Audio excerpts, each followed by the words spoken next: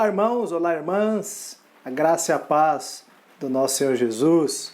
Mais um dia, a nossa escola bíblica dominical e hoje é comigo, tá bom? Então que Deus possa abençoar a tua vida e nós vamos começar louvando a Deus, cantando ao Senhor com toda alegria, para que Deus possa vivificar o nosso coração.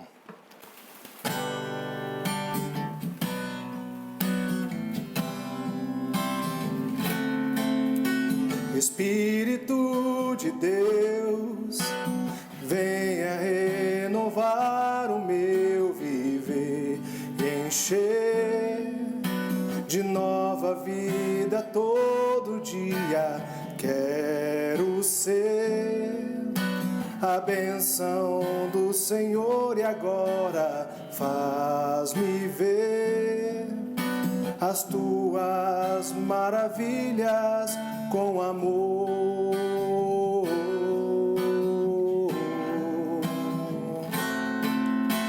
Espírito de Deus, venha renovar o meu viver e encher de nova vida todo dia. Quero ser a bênção do Senhor e agora faz-me ver as tuas maravilhas com amor.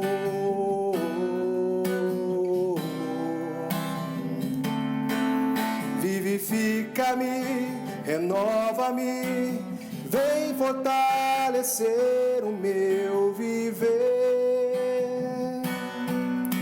Aumenta minha fé que eu possa crer e ver. Vivifica-me, renova-me, vem fortalecer o meu viver. Aumenta minha fé que eu possa crer e ver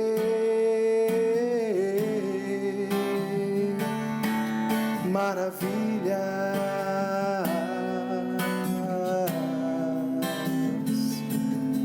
maravilhas,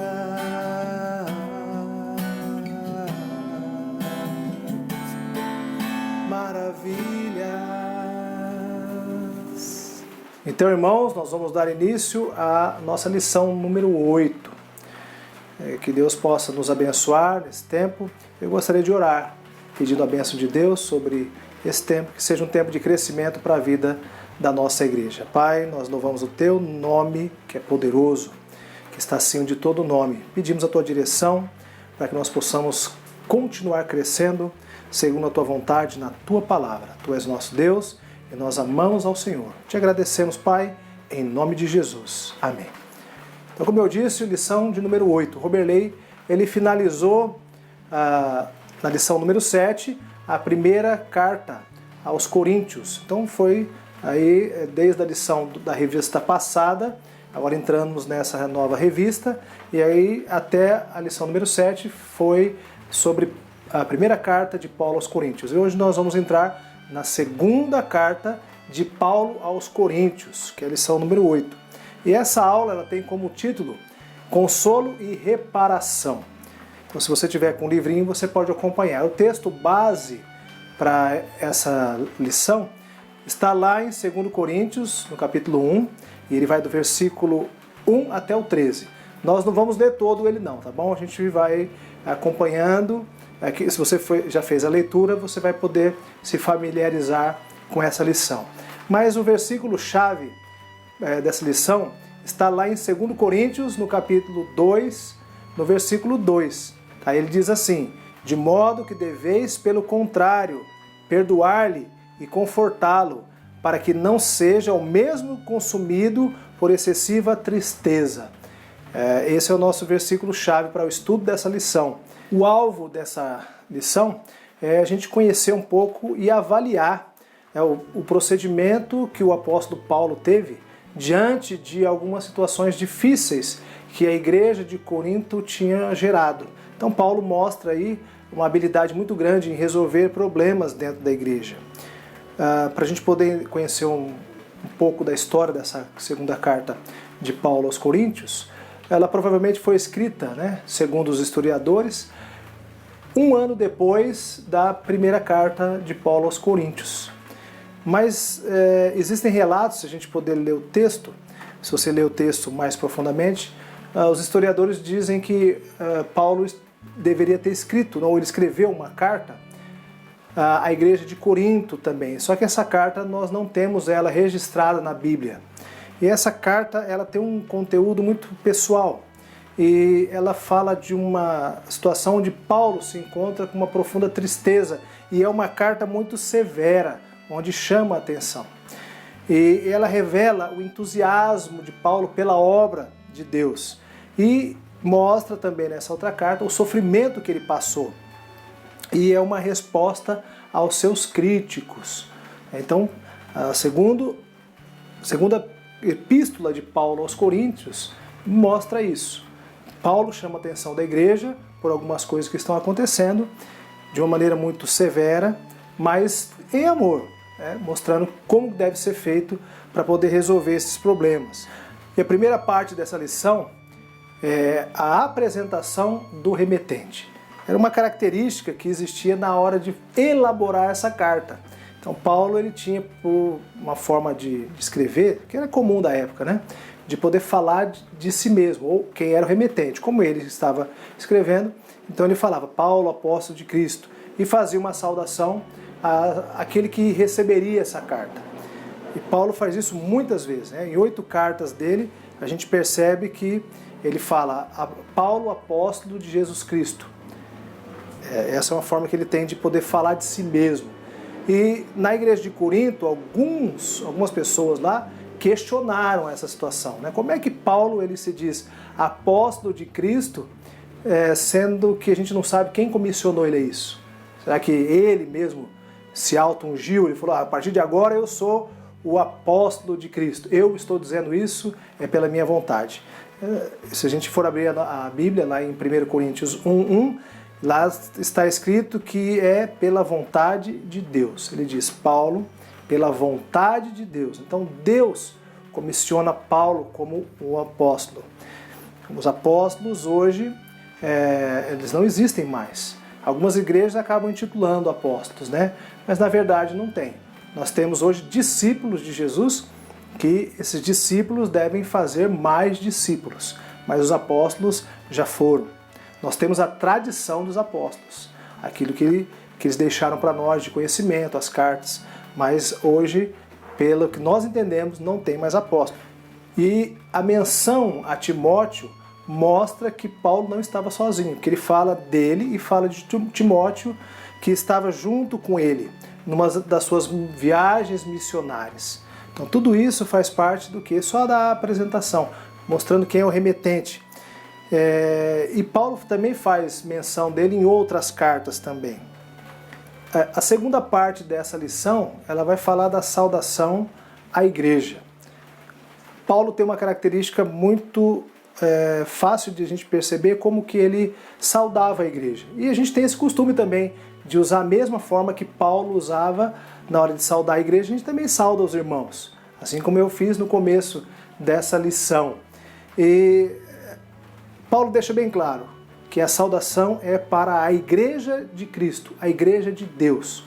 Aí ele fala o lugar, Corinto, caracterizando o local para quem ele destinou aquela carta. Então, para os problemas daquele local. E a gente pode tomar para si como conhecimento e aplicação para a nossa vida. Ela tem uma estrutura, essa saudação, mesmo ela sendo uma estrutura de uma palavra grega, como uma palavra hebraica, ela, que era muito usada pelos judeus, é uma saudação judaica, dessa forma com outras palavras, lógico, essa saudação de Paulo, ela é totalmente voltada para a igreja de Cristo, ou ela é uma saudação cristã. E a gente pode perceber pelas duas palavras que ele usa. A primeira é charis, que significa graça. E a segunda é shalom, que significa paz. E as duas, elas procedem do Pai e do Filho. Deus Pai e Deus Filho. A graça é a fonte de toda a bênção de Deus, espalhada para os seus, ou ofertada aos seus, que somos nós, o povo de Deus. E a paz é o resultado produzido pela vida de quem recebe essa graça divina. Nós recebemos. Então, oferecendo que a graça e a paz de Jesus esteja sobre a vida da igreja, esteja sobre a sua vida, sobre a minha vida. Então, a forma que Paulo tinha de poder saudar a igreja.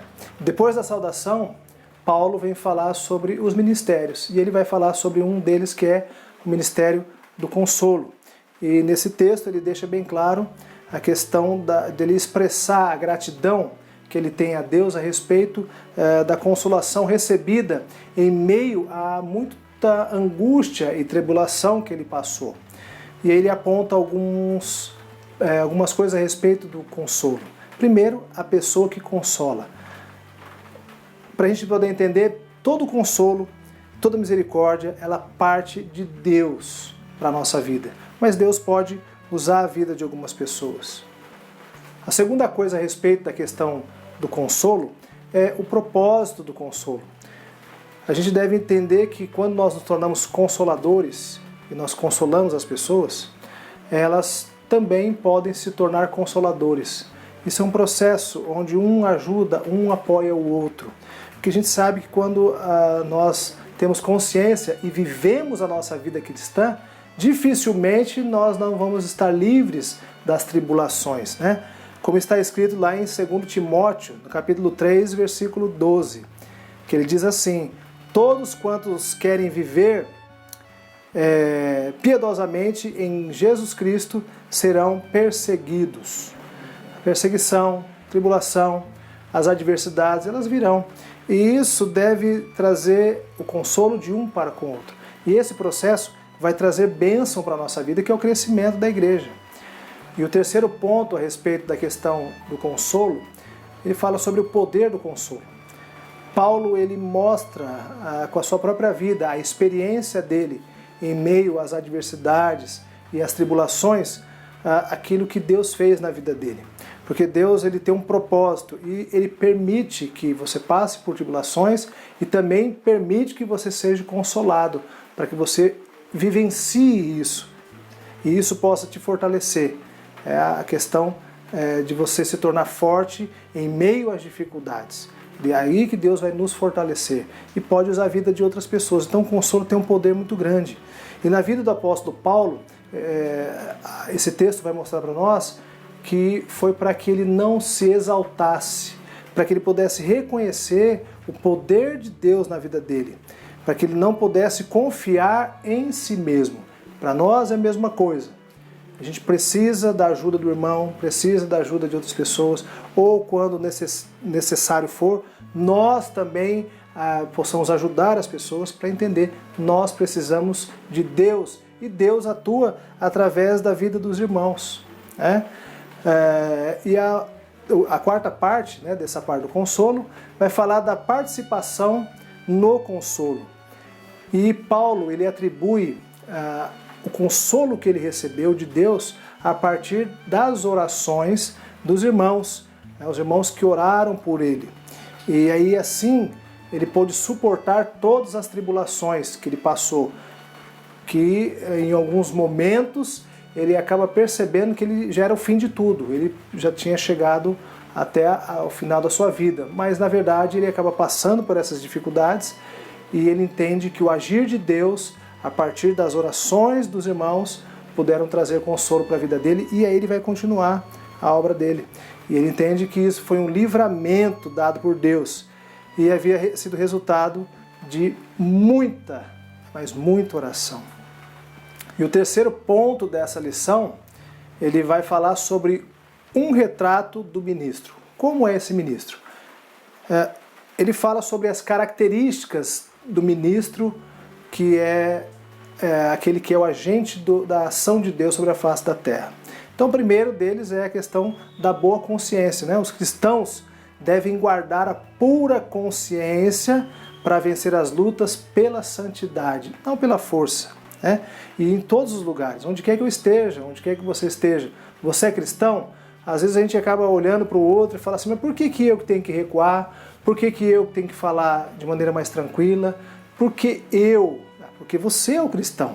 Se você é autêntico mesmo, se você tem uma consciência, você sabe que você está agindo não por você, mas por Deus.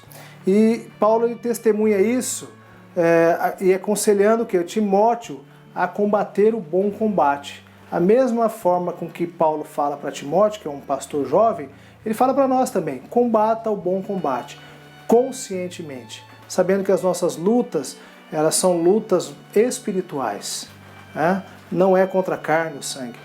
Isso ele deixa bem claro. Então a gente tem que aprender a batalhar de maneira consciente, viver a nossa vida de maneira consciente, em santidade, buscando a direção de Deus, né? E aí qual é o valor dessa boa consciência que a gente tem falado nesse primeiro ponto, né? A boa consciência ela livra dos atos da maldade, tendo sinceridade e santidade. Então, nos livra dessa maldade que o mundo tem colocado. O mundo age de uma maneira já mais agressiva, nós não, de maneira piedosa, com amor, com respeito. E o mundo tenta fazer com que isso seja distorcido. Só que nós, tendo consciência, a gente tendo essa boa consciência, né, ele nos livra desses atos. Então nós não podemos ter a maldade no coração, mas sim a bondade. E outra, a boa consciência nos livra dos maus relacionamentos. Aí a gente volta lá no Salmo 1, né, para a gente não se assentar na mesa dos escarnecedores, para a gente não compactuar com as coisas erradas, para a gente viver uma vida diferente, né? Muitas vezes ser chamado de bobo, né? Ah, você é o bobo, você não tem coragem de fazer aquilo que é errado. Não é questão de ser bobo. Para o mundo nós vamos ser loucos, né? Mas para Deus não. Essa é a busca pela santidade, que revela a nossa integridade em Cristo Jesus. Depois das questões da boa consciência, agora as boas qualidades. Uma delas é a lealdade, a quem nós somos leais. Quando eu me torno cristão, eu me sinto leal e eu devo viver uma vida em lealdade a Cristo Jesus, a Deus, ao Espírito Santo. Outra coisa é a confiabilidade. A quem o apóstolo Paulo era confiável, né? Será que as pessoas, como é que elas começaram a confiar mesmo no apóstolo Paulo? Porque ele foi acusado, a primeira coisa, né? Como eu disse no começo, quem falou que você é um apóstolo? Quem te comissionou a apóstolo? Mas Paulo, ele vem e, confiando na palavra de Deus e através da própria palavra, ele vem e faz a sua defesa, defendendo a si, dizendo, olha, foi Deus quem comissionou. E ele torna isso algo confiável. E a partir dos seus atos de amor, de piedade, onde ele se doa totalmente ao propósito de Deus, onde ele entrega a sua vida a Jesus, vivendo o Evangelho todos os dias, aí ele começa a gerar essa confiança e aí as pessoas começam a enxergá-lo como um verdadeiro apóstolo. E a autenticidade. Você é um verdadeiro cristão, autêntico, verdadeiro. As pessoas enxergam isso em você. Assim como Paulo ele foi confiável, as pessoas passaram a confiar nele, ele se tornou autêntico. E nós também temos que nos tornar autênticos. Será que as pessoas enxergam isso na gente? A outra coisa, a sensibilidade. Paulo ele mostra nessa carta que ele escreveu tristeza, alegria, que são sentimentos que fazem parte da vida humana. Então Paulo ele não é uma pessoa seca, rígida, mas sim ele tem sensibilidade para tratar das coisas, né? E um desses atributos, né, que Deus colocou no coração de Paulo e que deve colocar no nosso coração é também o amor, que Paulo ele tinha esse propósito, né, de amar a igreja de Cristo, seja de Corinto, qualquer outra igreja, com o real amor, o amor que Deus colocou no coração dele. Então eu entendia que a igreja precisava ser amada. E aí por essa razão ele vai e escreve uma carta triste, que não está relatada, mas também um pouco severa. Por quê? Porque havia necessidade. E o quarto ponto dessa lição é a respeito do ministério da restauração. O que deve ser feito? como é que deve ser feito a restauração na Igreja de Cristo. E aí nessa carta Paulo faz referência a um incidente que aconteceu, algum problema, mas ele não citou nem a ofensa e nem o ofensor. Ou seja, ele teve a sensibilidade e o cuidado de preservar aquilo que aconteceu com quem ocorreu. Isso é entender que a Igreja de Cristo não é uma igreja para expor a vida das pessoas, para colocar lá para que cada um julgue do jeito que quer. Mas Paulo tem essa sensibilidade em cuidar para que isso não possa trazer mais problemas. Com essa sensibilidade, Paulo ele age de uma maneira muito tranquila. E uma das formas que ele tem para poder trazer essa restauração é desviar a animosidade. O que é isso? Paulo ele faz com que aquilo que aconteceu, o pecado ocorrido, não seja uma ofensa contra ele apenas, mas sim contra toda a igreja. Então toda a igreja acabou sentindo aquilo que está acontecendo. Paulo também demonstra a misericórdia. E ele fala, se o irmão realmente se arrependeu, basta ele a punição que foi estipulada, nada a mais. Não adianta querer fazer uma punição que seja exagerada de maneira desnecessária, porque isso não ia trazer bênção para a vida dele, mas mediante o arrependimento. Paulo também trabalha a questão da restauração da alegria. Ou seja, Paulo ele trabalha a igreja como instrumento de graça na vida desse irmão, perdoando, aconselhando, confortando esse irmão, porque senão ele ia ser consumido por uma tristeza muito grande. É isso que Paulo diz. E aí ia fazer com que ele pudesse viver uma vida de desesperança, de tristeza. Isso não é bom. A igreja está aqui para ajudar, acolher, né, mediante o arrependimento. Quando o arrependimento não é só para ser acusado, mas sim para ser cuidado, tratado. E a igreja se alegra, ou deveria se alegrar em trabalhar dessa forma. É isso que Paulo está dizendo. E com isso, né, vem a questão da afirmação do amor, onde a igreja atuando dessa forma, ajudando, aconselhando, confortando, a igreja se tornaria uma igreja de amor, afirmando aquilo que Jesus prega. Nós temos que viver em amor, consolar em amor, perdoar em amor, disciplinar em amor. Essa é a função da igreja. E a igreja deve se alegrar, né, para poder fazer isso tudo de acordo com a vontade de Deus.